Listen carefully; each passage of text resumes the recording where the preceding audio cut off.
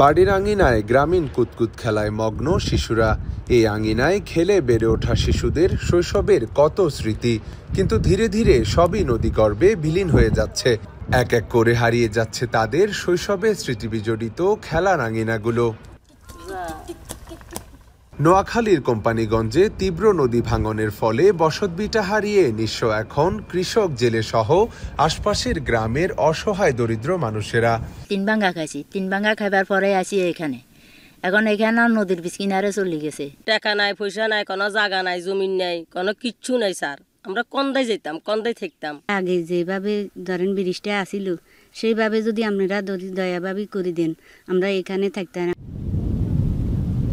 গত ২৬ আগস্ট ভারতের ডুম্বুর বাঁধ খুলে দেওয়ার ফলে সৃষ্ট উজানের প্রাণীর প্রবল চাপে ভেঙে নদীগর্ভে বিলীন হয়ে যায় ফেনী নোয়াখালী অঞ্চলের নদী ভাঙনের রক্ষা কবচ মুসাপুর ক্লোজার, যার ফলে বেড়েছে নদী ভাঙন। ঝুঁকিতে রয়েছে বাজার, মসজিদ, কবরস্থান সহ এলাকার প্রধান সড়ক।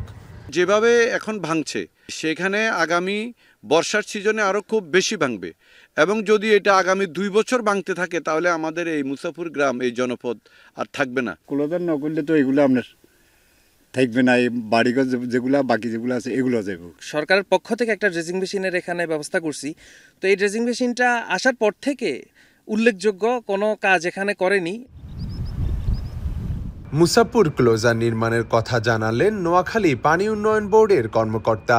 ভয়াবহ বন্যা হয়েছে নোয়াখালীতে, যে বন্যাতে অতিরিক্ত পানির চাপ সহ যে সার্বিক যে ভয়াবহ পরিস্থিতিতে মুসাপুর রেগুলেটর কলাপস করেছে। মুসাপুর ক্লোজারের ভাঙনের ফলে নোয়াখালীর কোম্পানিগঞ্জের পাশাপাশি ফেনী, সোনাগাজী সহ আশপাশের এলাকা ব্যাপক নদী ভাঙনের মুখে। সামনের বর্ষা মৌসুমকে সামনে রেখে তাই আতঙ্কে উপকূলীয় এলাকার মানুষ। তাদের দাবি, খুব দ্রুতই যেন ক্লোজার পুনর্নির্মাণের উদ্যোগ নেওয়া হয়। নাইম হাসান, এখন, নোয়াখালী।